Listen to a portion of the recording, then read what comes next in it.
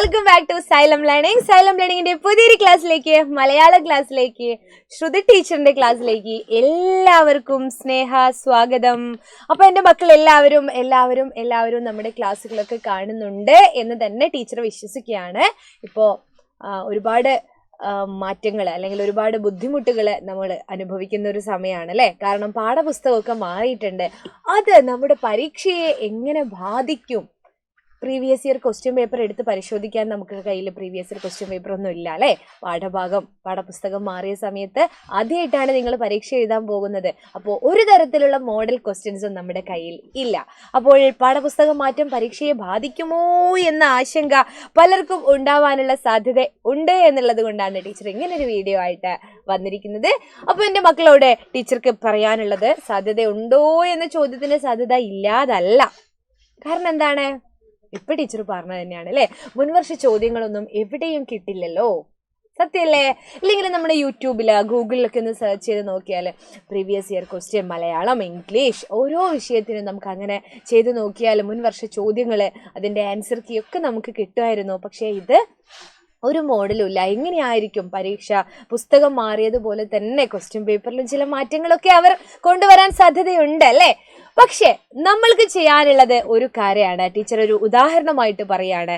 നമ്മുടെ അടിസ്ഥാന പാഠാവലിയിലെ ആദ്യത്തെ പാഠം എന്ന് പറയുന്നത് ടോമോയിലെ കായികമേളയാണ് അല്ലേ. ടോമോയിലെ കായികമേള എന്ന് പറയുന്ന ആദ്യത്തെ പാഠം, അത് നിങ്ങൾക്കൊരു കഥാരൂപത്തിൽ ടീച്ചറെ മുൻ ഒരു വീഡിയോയിൽ പറഞ്ഞു തന്നിട്ടുണ്ടായിരുന്നു. ടോട്ടോച്ചാൻ അല്ലേ, തെത്സുഗോ കുറിയോനക്കിയുടെ ടോട്ടോച്ചാൻ, ജനാലക്കരികിലെ വികൃതി പെൺകുട്ടി എന്ന് പറയുന്ന ഒരു പുസ്തകത്തിലെ ഒരാത്മകഥാരൂപത്തിലുള്ള പുസ്തകത്തിൽ നിന്നും എടുത്ത ചെറിയൊരു ഭാഗമാണ്. ടോമോ എന്ന് പറയുന്നത് ഒരു സ്കൂളാണ് അല്ലേ. അതിൻ്റെ കഥയുടെ കുറച്ച് ഭാഗമാണ് അവിടെ കൊടുത്തത്. നമ്മൾ അതിൻ്റെ തുടക്കം, ടോമോയിലെ കായികമേള എങ്ങനെയാണ് എന്നുള്ളതിൻ്റെ ഒരു തുടക്കം നമ്മുടെ പാഠപുസ്തകത്തിൽ ഇല്ല. ആ തുടക്കം ടീച്ചർ ഒന്ന് പറഞ്ഞു തരാം. കാരണം നമ്മൾ ആ പാഠപുസ്തകത്തിലുള്ളത് മാത്രം പഠിച്ച് പരീക്ഷയ്ക്ക് പോകാം എന്ന് നമ്മൾ വിചാരിക്കേണ്ട. ആ കഥയിലേക്കൊന്ന് ആഴത്തിൽ ഇറങ്ങി ചെല്ലണം. ആ കഥ എങ്ങനെയാണ് നമ്മളെ പാഠപുസ്തകത്തിലേക്ക് എത്തിച്ചേർന്നത് എന്നൊക്കെ നമ്മൾ അറിയണം അല്ലേ. നമ്മുടെ പാഠപുസ്തകത്തിൽ അല്ലെങ്കിൽ നമ്മൾ കുട്ടികൾ അത് അറിഞ്ഞിരിക്കേണ്ടതിന്റെ ആവശ്യകതയെക്കുറിച്ച് നമ്മൾ അറിയണ്ടേ? തീർച്ചയായിട്ടും വേണം. അപ്പോൾ കഥയുടെ തുടക്കം നിങ്ങളുടെ പാഠപുസ്തകത്തിൽ ഇല്ലാത്ത കഥയുടെ ആ തുടക്കം ടീച്ചർ ഇതാ ഇവിടെ തരാണ്. തുടക്കം ഇങ്ങനെയായിരുന്നു കേട്ടോ. നിങ്ങളുടെ പുസ്തകത്തിൽ ഇത് കാണില്ല.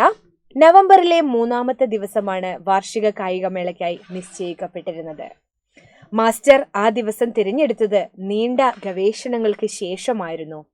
അപൂർവമായി മാത്രം മഴ പെയ്യുന്ന ഒരു ദിവസമാണ്. ഇലപൊഴിയും നവംബറിലെ 3-ാം പ്രഭാതമെന്ന് അദ്ദേഹം കണ്ടെത്തി. തലേന്ന് സ്കൂൾ മുറ്റം അലങ്കരിക്കുമ്പോഴും മറ്റുള്ള തയ്യാറെടുപ്പുകൾ നടത്തുമ്പോഴും മഴ പെയ്തേക്കുമോ എന്ന് കുട്ടികൾ ഭയന്നു. എന്നാൽ അധ്യാപകൻ ഭയന്നില്ല അല്ലേ. പക്ഷെ അതുണ്ടായില്ല. കാലാവസ്ഥയെ സംബന്ധിച്ച വിവരങ്ങൾ ശേഖരിക്കുന്നതിൽ മാസ്റ്റർക്ക് പ്രത്യേക വൈഭവമുണ്ടായെന്നിരിക്കണം. അല്ലെങ്കിൽ ഒരുപക്ഷെ സൂര്യനെയും മഴക്കാറുകളെയും നോക്കി അദ്ദേഹം തീരുമാനിച്ചതാവാനും മതി. എന്തായാലും ഏതോ നിഗൂഢ വിസ്മയം എന്ന പോലെ ടോമോയിലെ കായികമേള മുടക്കുവാനായി ഒരു നവംബർ 3-നും മഴ വന്നില്ല അല്ലേ. അപ്പോൾ ആരാണ് ഈ അദ്ദേഹം എന്ന് പറയുന്നത്? അദ്ദേഹം എന്ന് പറയുന്നത് ആ സ്കൂളിലെ പ്രധാന അധ്യാപകനായ കൊബായാഷി മാസ്റ്റർ ആണ് കേട്ടോ. ആരാണ്? Kobayashi master. ഏത് സ്കൂളിലെ? ടോമോ എന്ന് പറയുന്നത് ഒരു സ്കൂളാണെന്നും കൊബായാഷി മാസ്റ്റർ ആണ് അവിടുത്തെ HM പ്രധാന അധ്യാപകൻ എന്നും നമ്മൾ അറിയുക അല്ലേ. ടോമോ എന്ന സ്കൂളിലെ പ്രധാന അധ്യാപകനാണ് കൊബായാഷി മാസ്റ്റർ. അദ്ദേഹമാണ് എല്ലാവരും മഴ പെയ്യുമെന്ന് കരുതിയെങ്കിലും പക്ഷെ അദ്ദേഹത്തിന്റെ തീരുമാനപ്രകാരമാണ് ആ ഒരു ദിവസം എന്തിനായിട്ട് തിരഞ്ഞെടുത്തത്? നമ്മുടെ ടോമോയിലെ ആ സ്കൂളിലെ കായികമേളയ്ക്കായി തിരഞ്ഞെടുത്തത്. നിങ്ങളുടെ സ്കൂളിലെ പോലെ ഓട്ടവും ചാട്ടവും റിലേയും അല്ലെ, ലോങ് ജമ്പും ഹൈ ജമ്പും ഷോർട്ട് പുട്ടും ഒന്നും മാത്രമായിരുന്നില്ല അവിടുത്തെ കായിക ഇനങ്ങൾ എന്ന് പറയുന്നത്. ഇത് നോക്കിയേ, ഈ ഒരു ചിത്രം കാണുമ്പോൾ തന്നെ നമുക്കൊരു കൗതുകം തോന്നും അല്ലേ. ഇതൊരു മീനിന്റെ മാതൃകയാണ്. ഇതിന്റെ വായിലൂടെ ഉള്ളിലേക്ക് കയറി വയറിലൂടെ കടന്ന് അല്ലെങ്കിൽ വാലിലൂടെ പുറത്തേക്ക് വരുന്ന ഒരു മത്സരം കാണുമ്പോൾ നമുക്ക് വളരെ എളുപ്പമാണെന്ന് തോന്നുന്ന ഒരു മത്സരം. എന്നാൽ ഇതിൽ നിന്നും ഇതിൻ്റെ ഉള്ളിലേക്ക് എത്തിക്കഴിയുമ്പോഴാണ് നമുക്കതിൻ്റെ ഒരു ബുദ്ധിമുട്ട് മനസ്സിലാകുന്നത് എന്ന് കഥയിൽ പറയുന്നുണ്ട്. ഇതായിരുന്നു അവിടുത്തെ ഒരു മത്സര ഇനം അല്ലേ. പിന്നെ വടംവലി മത്സരം നിങ്ങളുടെ സ്കൂളുകളിലും അല്ലെങ്കിൽ ഓണപ്പരിപാടിക്കെല്ലാം കാണുന്ന ഒരു തരം മത്സരമാണ് വടംവലി മത്സരം. എന്നാൽ വടം വലിക്കാൻ കഴിയാത്ത ചില കുട്ടികൾ അവിടെ വീൽ ചെയറിലൊക്കെ ഇരുന്നു കൊണ്ട് അത് നിയന്ത്രിക്കുന്നുണ്ടായിരുന്നു. അപ്പോൾ ഓരോ മത്സരത്തിനും എല്ലാവരെയും പങ്കെടുപ്പിച്ചുകൊണ്ടായിരുന്നു അധ്യാപകൻ കുട്ടികൾക്ക് വേണ്ടി അത്തരം മത്സരങ്ങൾ നടന്നത് എന്ന് മക്കൾ മനസ്സിലാക്കുക. തകാഹാഷി എന്ന് പറയുന്ന ആ സ്കൂളിലെ ഏറ്റവും പൊക്കം കുറഞ്ഞ അല്ലെങ്കിൽ വളരെ മറ്റുള്ളവരിൽ നിന്നും വളരെ വ്യത്യസ്തനായ ഒരു കുട്ടി അല്ലേ. നീളം കുറഞ്ഞ കാലുകളും കൈകളും നീളം കുറഞ്ഞ ഒരു കുട്ടി അല്ലേ. മറ്റുള്ളവരിൽ നിന്നും വളരെ വ്യത്യസ്തനായ ഒരു കുട്ടി, ഒന്നിലും മുൻപന്തിയിൽ എത്തില്ല എന്ന് വിചാരിച്ചിരുന്ന ഒരു കുട്ടിയായിരുന്നു എല്ലാ മത്സരങ്ങൾക്കും ഒന്നാമതെത്തി സമ്മാനം വാങ്ങിയത്. അതും മാസ്റ്ററുടെ ഒരു ബുദ്ധി തന്നെയായിരുന്നു അല്ലേ. തകാഹാഷിയെ ഒരിക്കലും പുറകോട്ടാക്കാൻ പാടില്ല എന്ന് അദ്ദേഹത്തിന് നിർബന്ധമുണ്ടായിരുന്നു. തകാഹാഷിയെ മാത്രമല്ല, അതുപോലെ മറ്റു കുട്ടികളെയും ഒന്നിനും പറ്റില്ല അല്ലെങ്കിൽ എനിക്ക് ചില വയ്യായികകളുണ്ട് എന്നും പറഞ്ഞു മാറി നിൽക്കാനൊന്നും അദ്ദേഹം ആരെയും സമ്മതിച്ചില്ല. എല്ലാവരെയും ഒരുപോലെ പരിഗണിച്ചുകൊണ്ടുള്ള ഒരു മത്സരമാണ് അദ്ദേഹം നടത്തിയിരുന്നത് അല്ലേ. ടോമോയിലെ കായികമേളയെക്കുറിച്ച് ചെറിയൊരു കുറിപ്പ്. ഇത് ടീച്ചർ പറയുന്നത്, നമ്മുടെ പുസ്തകത്തിൽ നിന്നും എന്തെങ്കിലും തരത്തിലുള്ള ചോദ്യങ്ങൾ വരുമ്പോൾ നിങ്ങൾക്ക് ഈ ഒരു കാര്യം മാത്രം മതിയാകും മിക്ക ചോദ്യങ്ങൾക്കും ഉത്തരം എഴുതാൻ.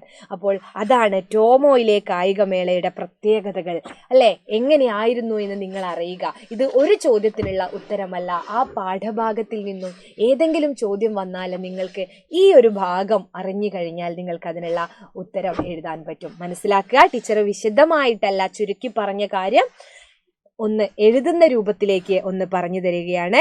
മറ്റ് സ്കൂളുകളിൽ നടത്തിയിരുന്ന പൊതു ഇനങ്ങൾ മുഴുവൻ ടോമോയിലെ സ്കൂളിൽ നടത്തിയിരുന്നില്ല.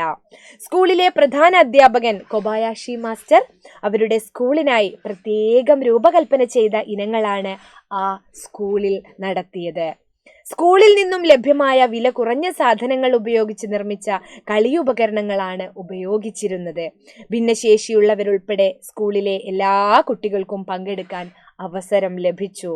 ഒറ്റനോട്ടത്തിൽ നിസ്സാരമാണ്, ജയിക്കാൻ പറ്റും എന്ന് തോന്നിയതിനാൽ എല്ലാവരും എന്തു ചെയ്തു? പങ്കാളികളായി.